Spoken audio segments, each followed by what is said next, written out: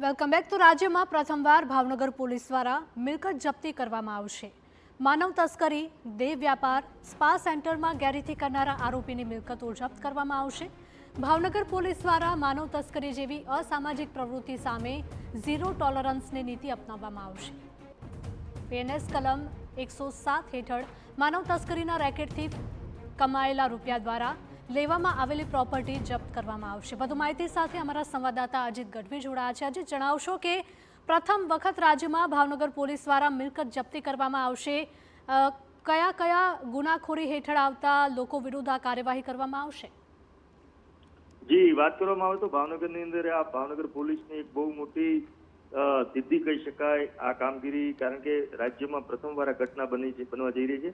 સામાન્ય રીતે ઈડી આ કાર્યવાહી આ પ્રકારની જપ્તીની કરતી હોય છે, પરંતુ હવે જે નવી કલમોમાં જે સુધારા થયા એના આધારે હવે પોલીસ આ કામગીરી કરી શકે છે, જેના આધારે પોલીસે ભાવનગરની અંદર જે દેહ વ્યાપાર કરતા લોકો છે અને એની અંદર જો મિલકત બનાવી હોય અને એની સાબિતીને આધારે ભાવનગર ગ્રામ્ય એસપી ઘનશ્યામ ગૌતમ દ્વારા બીએનએસએસ 107 કલમનો ઉપયોગ કરી 80 લાખ રૂપિયાની પ્રોપર્ટી જપ્ત કરવાની પ્રક્રિયા શરૂ કરવામાં આવી છે અને હાલમાં આ સમગ્ર મામલો કોર્ટની અંદર ગયો છે। રાજ્યમાં પ્રથમવાર ભાવનગર પોલીસ દ્વારા મિલકતની જપ્તી કરવામાં આવશે અને બીએનએસએસની કલમ 107 હેઠળ માનવ તસ્કરીના રેકેટથી કમાયેલા રૂપિયા દ્વારા લેવામાં આવેલ જે પ્રોપર્ટી હોય છે, જે મિલકત હોય છે, એ કોઈ પણ પ્રકારની મિલકત હોય છે તે જપ્ત કરવાની આની અંદર પ્રાવધાન હોય છે। એ ભાવનગરની અંદર અગાઉ દેહ વ્યાપાર અને સ્પા સેન્ટરોમાં પડેલા દરોડા દરમિયાન ઝડપાયેલી જે એક મહિલા સંચાલક હતી તેમાં પોલીસે સતત તપાસ કરી રહી હતી અને તપાસના આધારે સાબિત થતા શબાનાબેન ફારૂકભાઈ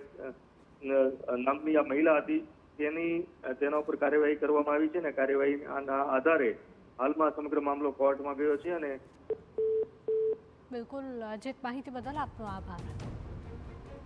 તો ભાવનગર પોલીસ દ્વારા માનવ તસ્કરી જેવી અસામાજિક પ્રવૃત્તિ સામે ઝીરો ટોલરન્સની નીતિ અપનાવવામાં આવશે। બીએનએસની કલમ 107 હેઠળ માનવ તસ્કરીના રેકેટથી કમાયેલા રૂપિયા દ્વારા જે મિલકતો લેવામાં આવી હશે તે જપ્ત કરાશે।